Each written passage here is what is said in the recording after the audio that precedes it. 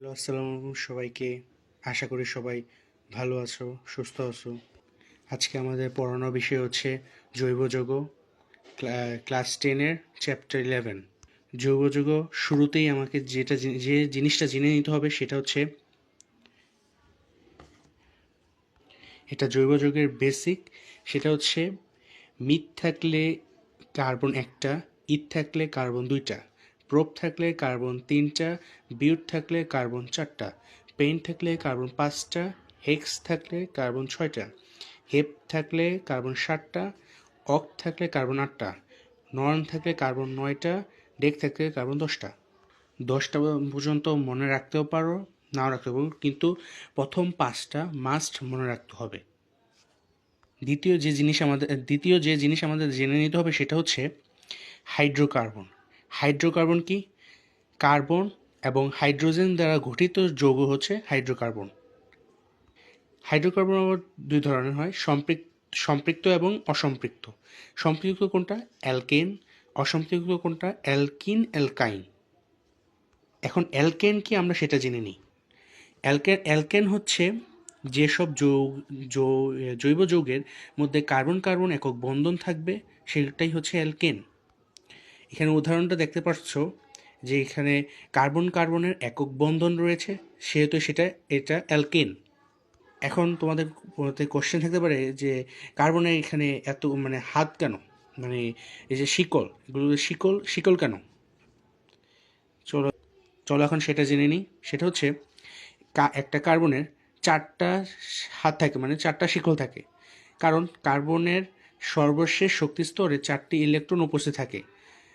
এখানে কার্বনের ইলেকট্রোমিনার হিসেবে দেখা যাচ্ছে কার্বন ছয়, carbon one s square, two s square, two p two, two.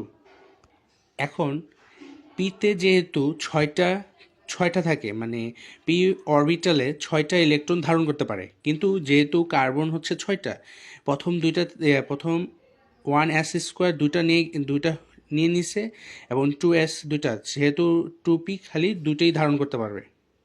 যেহেতু এখানে সর্বশেষ শক্তি স্তর কোনটা, শক্তি স্তরের যে টু টু হচ্ছে তার সর্বশেষ শক্তি স্তর, এখানে খালি চারটা ইলেকট্রন রয়েছে, সেহেতু এটার যোজ্যতা এসছে চার।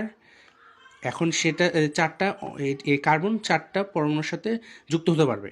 চলো এখন আমরা অ্যালকেনের যৌগগুলো দেখে নিই। সেটা হচ্ছে যে মিথেন। দেখো এখানে দেখা যাচ্ছে মিথ কয়টা কার্বন? একটা কার্বন, এখানে একটা কার্বন।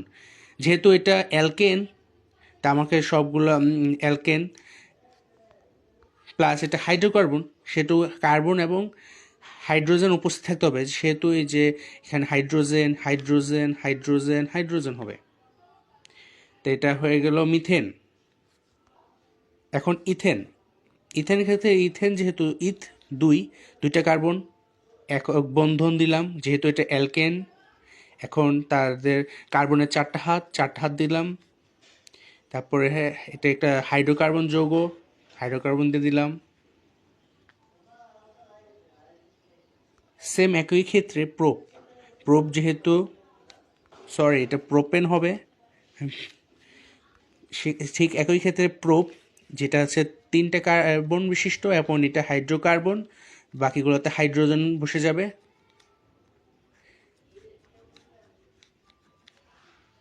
একই ক্ষেত্রে বিউটেন, পেন্টেন, হেক্সেন একইভাবে।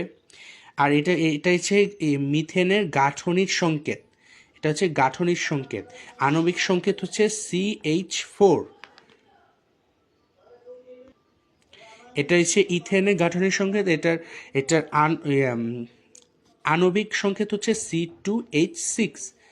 তুমি দেখে নাও এখানে কার্বন দুইটা, হাইড্রোজেন একটা, দুইটা, তিনটা, চারটা, পাঁচটা, ছয়টা, তাই এটা আণবিক সংকেত, এটা গাঠনিক সংকেত। আরেকটা জিনিস জানতে হবে, অ্যালকেনের সাধারণ সংকেত CnH2n+2। এটার মাধ্যমে তুমি এই অ্যালকেনের গাঠনিক সংকেত, আণবিক সংকেত বের করে নিতে পারবা। চলো দেখে নিই কেমনভাবে কি। কার্বন যদি একটা হয়, তাহলে এই সূত্র প্রয়োগ করে আমি কার্বন একটা, H2n, এর মান 1 হবে, ঠিক আছে। এখানে 1 + 2 হয়ে গেছে মিথেন। এই যে এভাবে আমি এটার আণবিক সংকেত বের করে ফেলতাম। এর গাঠনিক সংকেত তো একটু আগে দেখিয়েছি। এই যে দেখো গাঠনিক সংকেত, গাঠনিক সংকেত কার্বন যদি দুইটা হয় তাহলে এটা এই সূত্র প্রয়োগ করে আমি পাই C2H2+2 তা C2H6। এটা আণবিক সংকেত। গাঠনিক সংকেত ডাবল দুটা কার্বন, যে তাদের 4, 6, 8টা হাইড্রোজেন। আশা করি বুঝতে পেরেছো।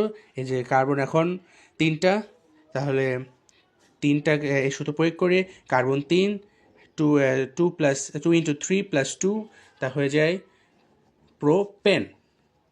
প্রোপেন এটার গাঠনিক সংকেত হচ্ছে